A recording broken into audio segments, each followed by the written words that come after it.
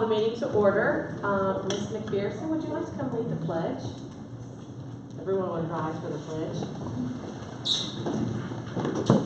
Okay. I pledge allegiance to the flag of the United States of America and to the republic for which it stands, one nation, under God, indivisible, with liberty and justice for all. Thank you. Next on the agenda is the roll call. With minutes that all 5 members are present. Next is the approval of the agenda. First by Heather. Discussions or questions? Is there a second? Second by Kyle. All in favor? Motion passes 5-0. Moving into informational items. First is the spotlight report from the FBLA.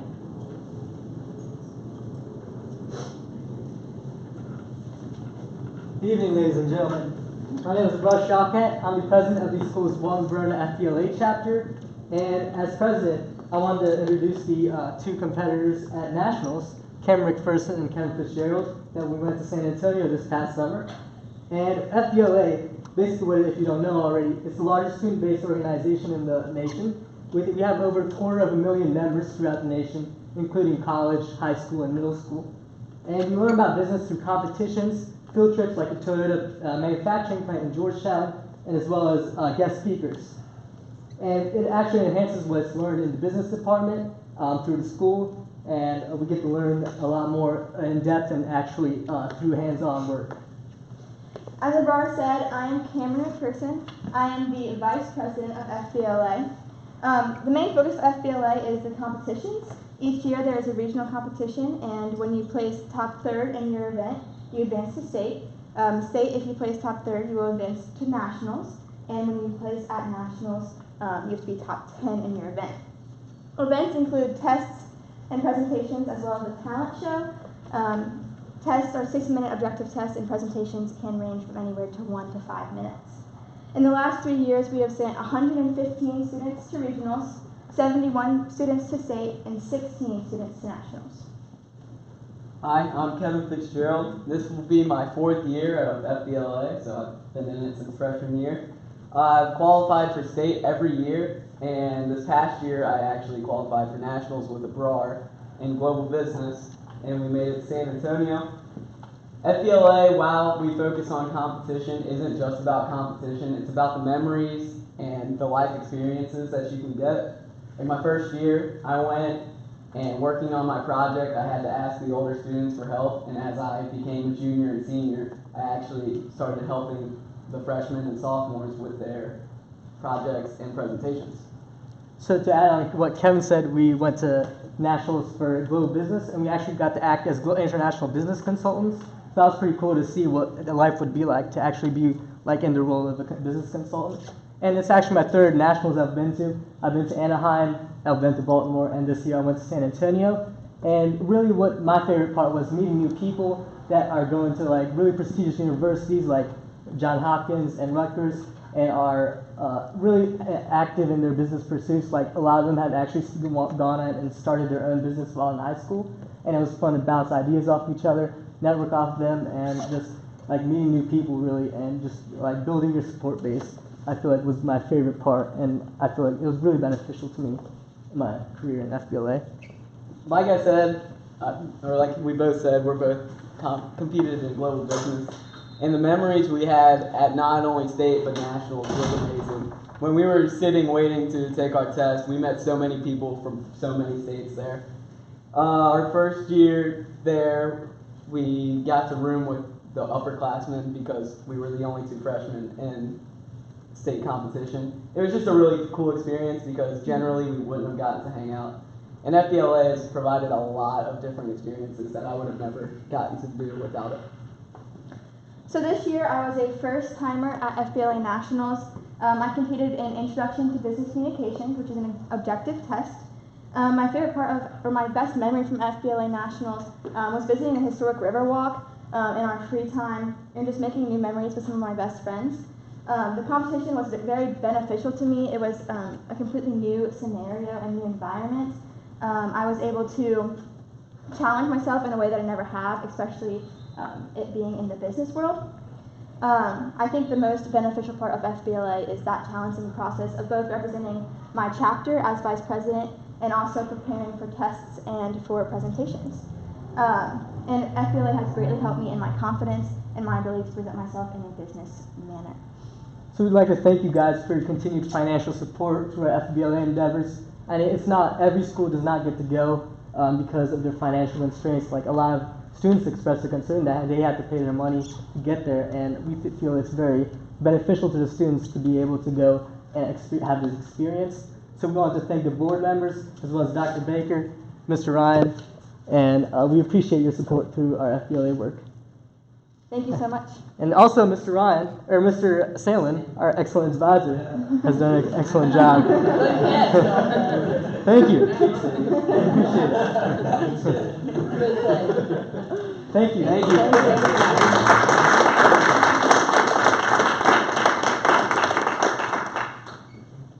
Thank you, guys.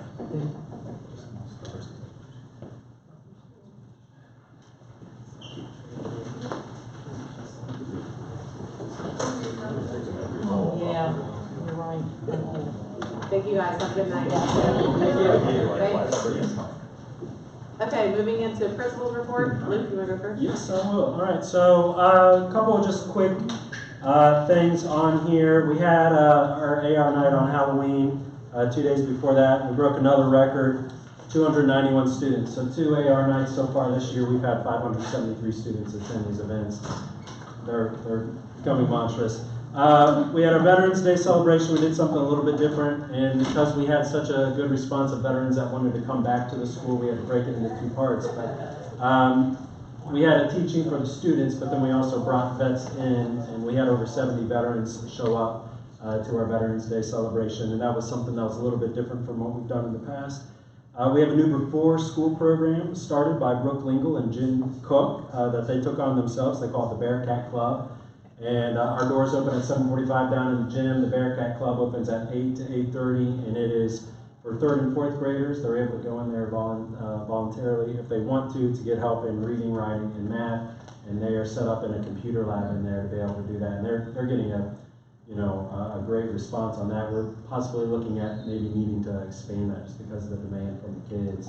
And they're on top of it. The kids that come in there, they're like, if you're going to be in here, you're going to work. They're not working, they're moved along, and they're still, it's a packed room. This Friday we have a PTA Bearcat breakfast where I'm going to be speaking to our parents that sign up to come to that, just to go over our K-Prep results with them and kind of where we see the school going in the future, some of the stuff that we're doing in terms of that stuff. And then the last part here that I wanted to point out is you guys have heard me talk about the big 3. We've had a pretty strong emphasis on not just dealing with specific behavior issues with specific students, but we're also looking at teaching our students those behaviors, school-wide. We call that our Tier 1 interventions. Well, we got some cool data here from 2018. That's the top part. That's the breakdown of discipline data versus the bottom part of discipline data. Last year at this time, we had roughly 610-ish in the 600 teens, a number of students. And we had 46 discipline events at that point. This year our number is up to, we're at 660 in terms of our enrollment, only 33 discipline events, which is excellent. And one of the major highlights of that is, if you take a look on that, if you look at the time, if it's 4 o'clock, that means it happened on a bus. So our bus stuff that was going on last year with Mr. Hartman and Chris and myself, we tackled that pretty hard last year to work with our bus drivers and with our students and working on their behaviors on the bus. And those have dropped significantly this year. We saw the drops start last year as well, but it's kind of cool to see that carry over into this year. So we're really pleased with the way that's going, and just with our student enrollment going up and our discipline numbers going down. To me, that tells us we're doing something that's working there. And if we could get those behavior problems out of the way, then we can focus on what the kids are there for, which is learning. So that's it. Anybody got any questions? I just wanted to commend you on the STEAM night. That wasn't in here. I don't know if that's for next month or not. Yeah. But that was a really good event. I know my kids enjoyed it, and it seemed like it was a really cool experience for all of them. Yeah, that will be on the next report. Yeah, we got some numbers that we're collecting from that as well, but that was a great event. The weather, I think, kind of we had a good crowd, but There was parking available. We yeah, didn't there's park in the parking, field, which is odd for us at a elementary event anymore. but it was very well ran, so Oh, I thank wanted you. to commend you on that. Thank you. That was Brooke Lingle as well, our Yes. STEM teacher, so that, you know, is a new position for us this year, and she's taken a lead in all things STEM and science in our building, and is doing an absolutely fantastic job with that. Any other questions? Thank you. Thank you. Mr. Wenzel? Good one. I've got a few things there. I wanted to get back to our K-Prep data. I've got some of the highlights there, some of the proficient distinguished numbers we had. Always impressed with our writing scores. 7th and 8th grade reading were pretty high. 7th grade math was a nice number for us in the math area. So I wanted to highlight some of those areas of focus. We're always continuing to look at our gap groups. That's one of our issues. The students with disabilities and free and reduced lunch program students. Just some numbers that we're seeing some trends in with a couple of grade levels with math. And 5th grade social studies the last couple of years has taken a little bit of a drop in that proficient distinguished. So as we look at that, we've got several things to attack those areas of focus.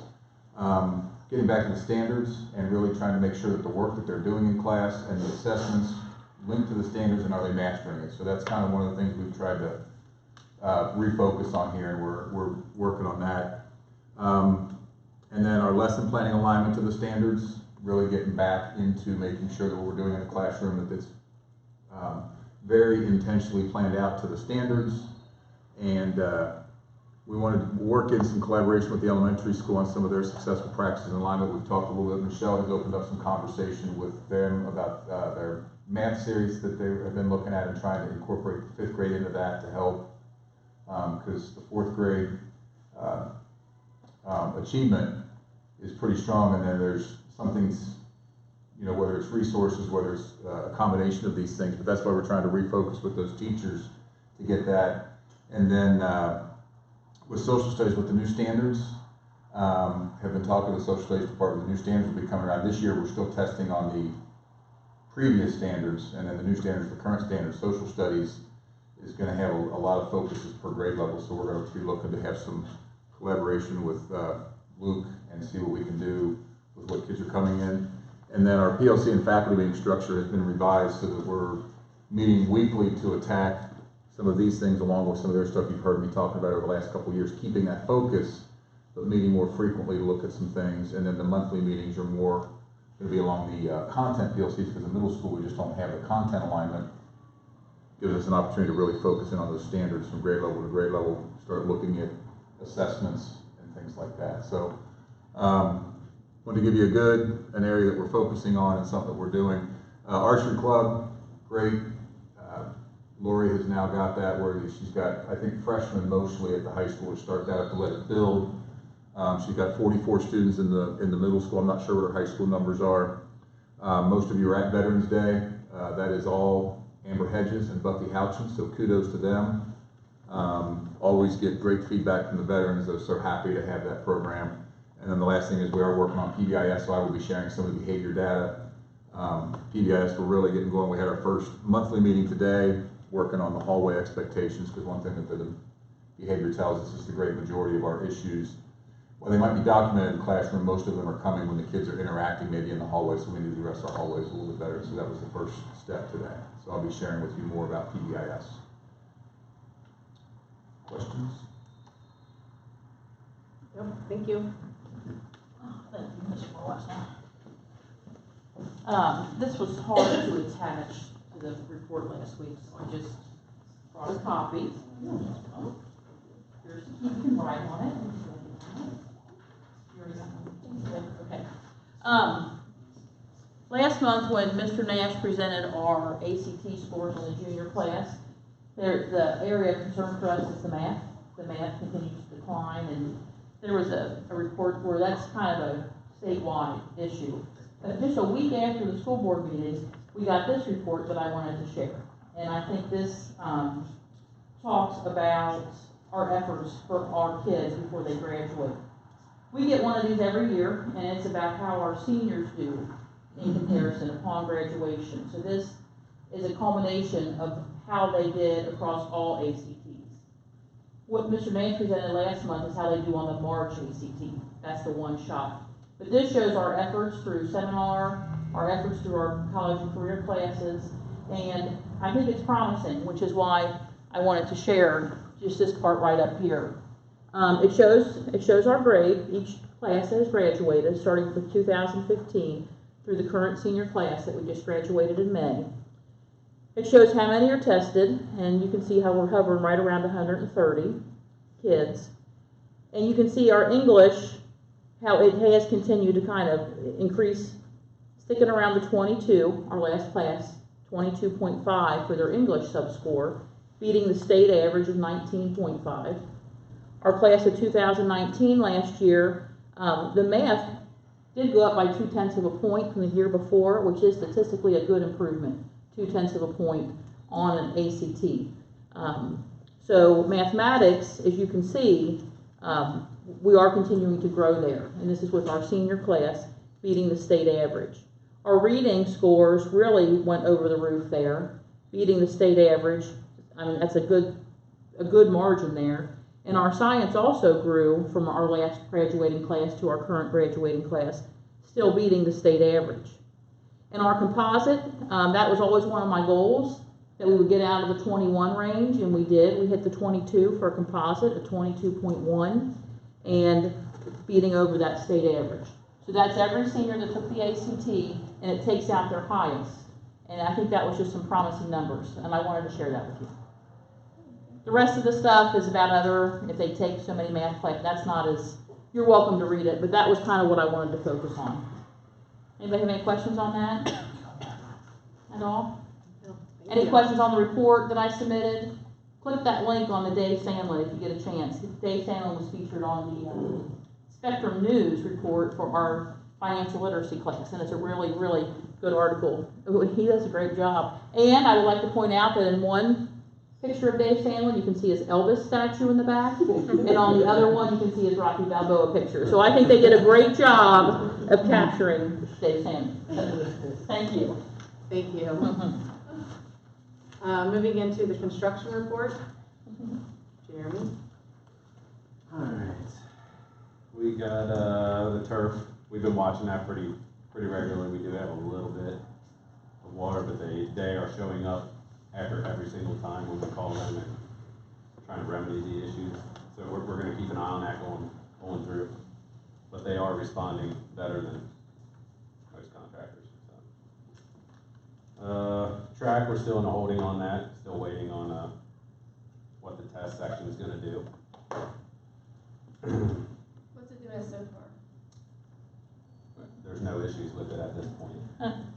Correct me if I'm wrong, gentlemen, but we're going to have to wait till the weather warms up a little bit to really tell whether or not the test was successful. Yes, I mean, the hot weather, because it was actually worse in the afternoons and in the morning, so we're going to test some hot April days before we really see how it does. Yeah, But the whole track has surfaced down now. We basically replaced the entire straightaway on the lakeside. So, and I did notice in the heated time of the year is when we typically got more of those bubbles. And they did progress a little bit. So I was down on the track. It was last week, and I did notice that there was actually more bubbles than I had noticed before. And I talked to the track coach, and he said that was in the heated area before any moisture or anything. He said that stuff was there, and that's what he was pointing out to me. So it seems to be heat-based issues is what we believe is when we're starting to get it more. So we're going to wait till it warms up a little bit. It's probably not going to do a whole lot through the winter, but I will keep an eye on it and go down there all the time and double check it. I'm sure I will too. Passing through.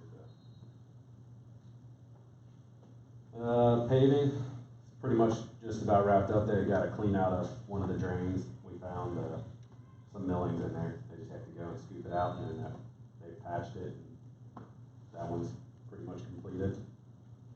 The divide over at the elementary school, we are waiting on 100% completion. We have the building department scheduled for the 27th for the fire alarm testing, and then it'll be fully complete at that point.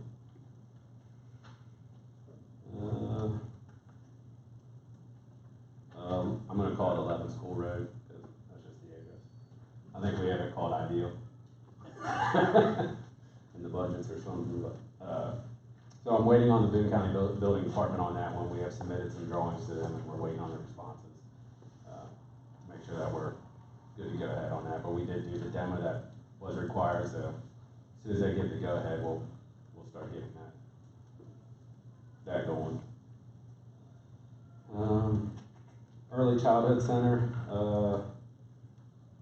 Emma and I did a walkthrough last week of the punch list. Still a few items on there that they hadn't completed that they said they did. Also on the commissioning reports, there are still quite a few items. They're knocking them off slowly, just not as fast as I would like them to, but they are slowly knocking them out, so we're moving on that still. Middle school, we did a walkthrough on the punch list on that. We did find some items that they didn't complete that they said they did, which is pretty typical on a punch list. I'm in the commissioning process of the building, so I'm going through making sure that they did everything they were supposed to do. I found a fair amount. Of course, I'm not even halfway complete yet, so I feel like I'm going to find a few more items. And some of the contractors have showed back up, some haven't, to complete some of the items. So we'll just have to keep leaning on them. That's why we, instead of going the full, just holding the 50,000, I didn't want to release it all, so we're holding 63. And I feel like that would be more than enough probably to cover what issues might be there. So I don't want to allow too much money to go out yet. I think that's about all I have on this, unless I missed something. Do you guys have any questions about items on your punch list? Is it a lot of minor things, or is there anything significant that has to be addressed? They're all fairly minor, just like little bits and pieces here and there. I mean, they did miss a diffuser in one of the rooms, some patchwork that needs to be done on tile. It's a lot of little stuff, basically. Okay. No major items. I believe we got all of our parts this time, unlike the Early Childhood Center where they decided to leave one out. Right. But I have checked most of the materials. There's a couple wind baffles that they didn't install that are really noticeable, so we're waiting on them to come back for that. But yeah, I'd say it's almost all minor stuff, really. What about that area there by the Early Childhood Center where we were going to put a little path around by the fence? Are we going to put some stepping stones or something there if we're not going to pave it? We're going to pave it. We just have to wait for the weather to warm up. All the concrete companies that I deal with are really busy. So really this winter though, they're going to be walking through a mess? I mean, can we do something temporarily? I don't know what our insurance, we could probably put pavers down. I think it'll just be a mess this winter. Do you think they should still hold those pavers we're going to pull Saturday? Maybe. I don't know, I was just thinking. I can't get a concrete company here because they're all too busy to show up right now. If you do something like halfway like that, does that increase our liability risk? That's what I was thinking. That's why I didn't want to do it. Yeah. Okay. You're better than That's why I turned to Kevin and looked at it. It might be better off to put down some stone like the pathway we have down, Some gravel and bus, hopefully it wouldn't wash could out do so much that. down there, and then, yeah, we can We always could take lay that out gravel and dump it down there sections after we're there. done with it. Yeah. Just kind of. Just something temporary. You just don't want anything that looks We're gonna put semi-permanent. concrete pad there. And then we can. I wasn't saying that it was. Actually, it'll give us a stone base to work off of, so. Just- You might not have to pay for the stone base when we form it up to do concrete, so it might be positive. 2 birds with 1 stone. That's right. Yeah, we can do that, no problem. I do have them on for next year when it warms up to come and pave that little section, so. Anything else? All right, thank you, Jeremy. Next is the attendance enrollment report. Are you giving that, Rob? Yep, wasn't gonna say anything till that lady said it right there, so there we go. Who you calling fat lady? I was gonna say, you better watch it. Somebody. Did I speak out of turn? I'm looking at the screen, thank you very much. Well, there will be no exchange of a trophy this time around. Oh. So congrats to the middle school We edged out the elementary by a little bit and the high school by a little bit, but enrollment, while a little down at the other two, at middle and high school, we are up overall, as you can see, so we're still growing. Board members, I pulled our enrollment data from November of 2018, and we are up 57 students at the elementary from this time last year. We're up 20 students at the middle school from this time last year, and we're actually down 10 at the high school. That's right. So, Give it out. Don't cut it, and you're gonna have. Who's next? so our total is, we have 67 more students than this time last year, with the majority of that being at the elementary. It's like 3 classrooms. Wow. Yeah.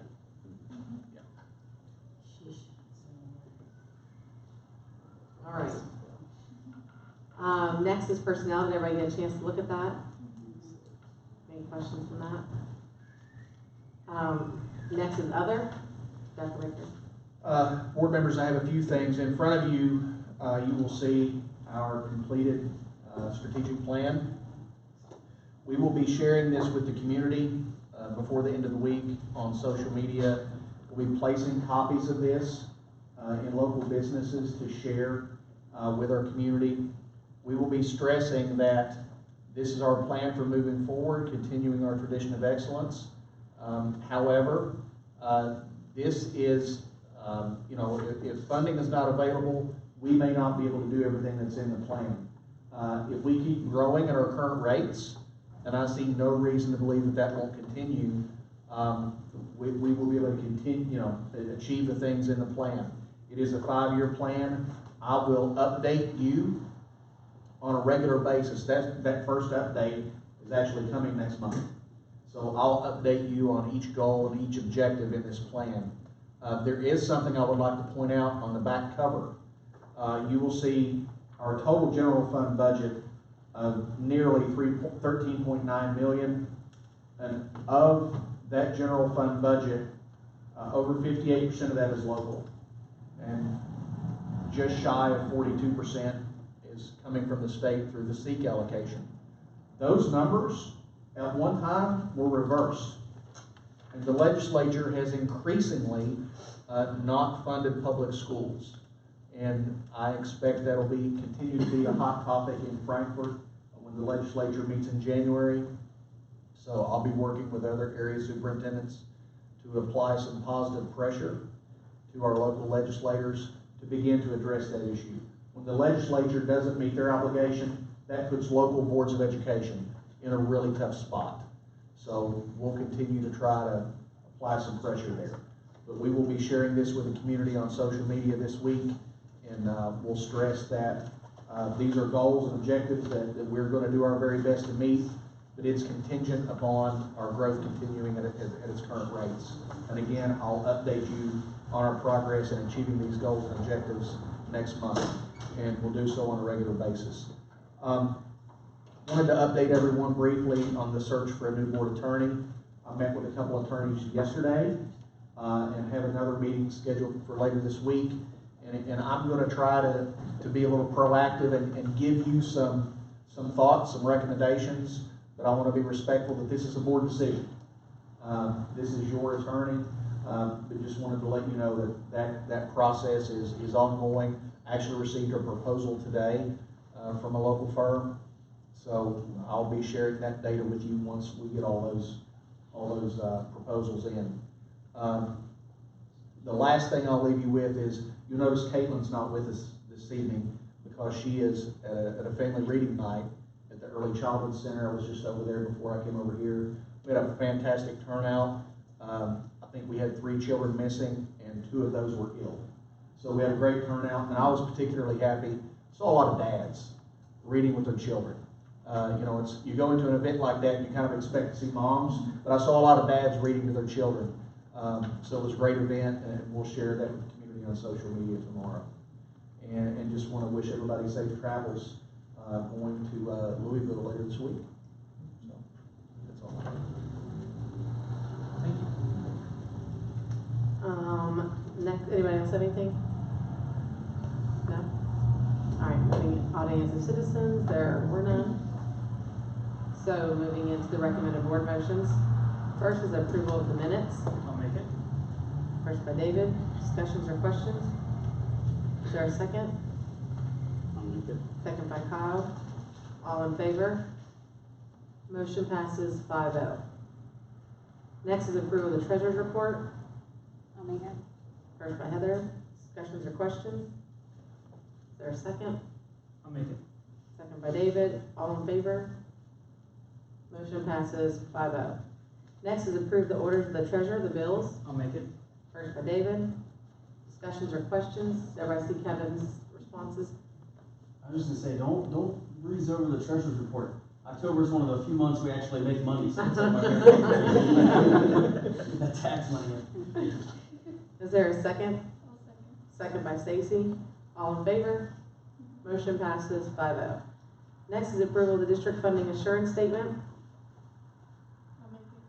First by Stacy. Discussions or questions? Is there a second? Make it. Second by Kyle. All in favor? Motion passes 5-0. Next is approval of the 2020 KETS offer of assistance. I'll make it. First by David. Discussions or questions? Is there a second? Second by Stacy. All in favor? Motion passes 5-0. Next is approval of change order 5 for the Walton Vernon Middle School renovation. I'll make it. First by Kyle. Discussions or questions? Is there a second? Second by Heather. All in favor? Motion passes 5-0. Next is approval of pay application 8 from Morel Construction, the Walton Vernon Middle School renovation. First by Heather. Discussions or questions? Is there a second? Make it. Second by David. All in favor? Motion passes 5-0. Next is approval request for proposed finding to modify the district facilities plan. I'll make it. First by Heather. Discussions or questions? I'm assuming it's this time. No, actually, we, and this is, board members were required to file a 5-year district facilities plan with KDE.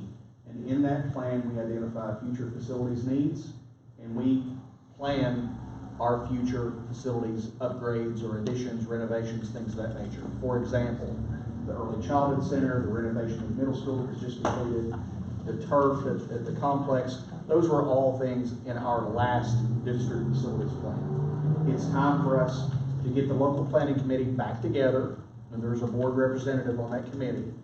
And we have community members, we have parents, we have staff members that comprise that local planning committee, and they look at our enrollment trend data, our growth data, things of that nature, and we plan for future facilities needs. That plan is something that you ultimately would be asked to approve, and then it goes to KDE for their approval. We can't do any type of construction, renovation, or addition without it being in that local facilities plan. So what we're asking you to do tonight are just the first couple steps to reconvene that local planning committee so that we can revise our district facilities plan, to begin that process. It's a 5-year plan, and it's time to rewrite that. Any other questions? Is there a second? I'll make it. Second by David. All in favor? Motion passes 5-0. Next is the approval of the request for the district local planning committee to reconvene. I'll make it. First by David. Discussions or questions? Is there a second? I'll make it. Second by Kyle. All in favor? Motion passes 5-0. Next is approval of the local planning committee board of education representative. I'll make it. First by Heather. Discussions or questions? Are we deciding who that is, or we're just approving that we're gonna? Jeremy, correct me if I'm wrong, but I think tonight we're deciding who that is. Yes, correct, And- we need to. And correct me if I'm wrong, board members, my memory's failing, but I think I sent it, was this in the email last week? And I did get a response from somebody who was interested in being that representative. So David expressed interest. It's a board decision. Okay? You didn't get my email? I did, I'm sorry. I got David's first, but I got yours also. This is a board decision, so. Do we have any information like on what nights the meetings are gonna be held on, or times to where if it's a conflict with somebody? We have a rough idea, but it's not in stone at this point. We actually have to do that in the LPC, but we kind of gave a guideline. I think it was like a timeline. I have it pulled up on an email. It One looks was like it's Martin Luther King. January 20th, And one was February 3rd, February 17th, March 16th, But are those like a certain day of the week, March or? 19th. Let's hold on. Here's what we I mean, will that's a do. rough idea where it's going to be. Between now and December, we will advertise for other members, for community members, for example. And then at the December regular meeting, we'll ask you to approve the committee, the people that are on the committee. And after we have that list of people that are on the committee, at that time, we'll schedule the meetings that will begin in January. There'll be one roughly every month from January through about April or May. When we convene for the LPC is when we actually have to approve. So the planning committee has to approve the meeting dates at that time. But the representatives have to be submitted before the dates are approved. We just kind of give a rough timeline of what to expect. It's a fairly tight timeline. So we're going to try to knock it out as quick as possible in order to get the construction process going. Those are just kind of rough dates, but the LPC has to vote on it during the LPC meeting in order to get the actual meeting date. So we really don't know the exact dates that it's going to be. Right. I just didn't know if you had like not a everybody set. has to be present at every Right, meeting. I understand. I just didn't know if like you were saying like the third, like a board meeting, like a Thursday or so if someone had, if one of these two had a conflict, they could just go ahead and say, well, never mind, that doesn't fit my schedule. That's all, but I it's didn't fine. actually check what It's fine. what day of week these would be. That's all right. I know I'm going to make myself available, so I will be at every one. Okay, so are both of you wanting to do that? Yeah, I don't have any issue with What I would suggest is, and you tell me if I'm wrong, we have 2 board members on the committee. Are you aware of anything in writing that says we can't have 2 board members? Obviously, we can't have There's 3. not, we only have to have one approved, but both can come to the. Okay. Okay. Yeah, I mean, I see nothing about above and beyond. These are the minimum requirements, so we can have 2 if you would like. Okay. Because that's also the committee that has to have the public hearing too, right? Correct. Okay. We have to have public hearings on it as well. And anybody is really invited. So, typically, we just approve the bare minimum, and then we ask other people to come, like technology directors, stuff like that. We ask them to come to the meeting. There's not a requirement for those type of individuals, though. But the board can vote to have 2 members on that committee, and we can have 2 board members. I didn't see anything about them not able to. We just need a minimum of 1 representative. Okay. We can put 2 in, I believe. Yeah. I just think we'd have to be cognizant of the fact you couldn't have a 3rd board member decide to probably show up. Right. Without causing an issue. Right. Like that, but I think that's my concern there. Yeah. They come. And I mean, the meetings are open to the public, but Because yeah, I don't know how that would sometimes work. it's hard to keep it. It being a full board meeting, though. We promise not to I promise. come. I promise I won't. I'll probably be Stacy down ball there game or quiet, something. she's gonna pop in. All right, so is everybody good with having 2 members on there? Yeah. I was thinking me and Paula did it last time, or maybe Paula just came, I don't I know you did, probably with her background. Yeah. Yeah, that's fine. Are you okay with that, Stacy? All right. All right, so we'll allow that to be Kyle and David. All right, is there a second for that? I'll make it. You already made the first. Second by Stacy. All in favor? Motion passes 5-0. Next is the approval of the Quest proposal for 2020. I'll make it. First by Heather. Discussions or questions? Thank you for the 3-year plan. I appreciate that. Looks exciting. Any other questions for them while they're here? Have you ever had a superintendent go with you? Asking for a friend. I've tried for 5 years. All right, is there a second And on he it? still won't take me. Second by David, all in favor? Motion passes 5-0. Thank you. Next is the second reading and approval of policy 08.113, graduation requirements. I'll make it. Discussion, first by Heather, discussions or questions? Is there a second? I'll make it. Second by Kyle, all in favor? Motion passes 5-0. Next is the approval of the surplus items. I'll make it. First by Heather, discussions or questions? Work your magic again. These are actually good items that people should I bid know, on. I was so excited. If we get bids on that other junk, I can't imagine we won't get some bids on that. Yeah, that's what I thought when I looked at the list, like, all right. All right, is there a second? I'll make it. Second by Stacy, all in favor? Motion passes 5-0. Next is approval of the field trips. I'll make it. First by David, discussions or questions? Is there a second? I'll make it. Second by Kyle, all in favor?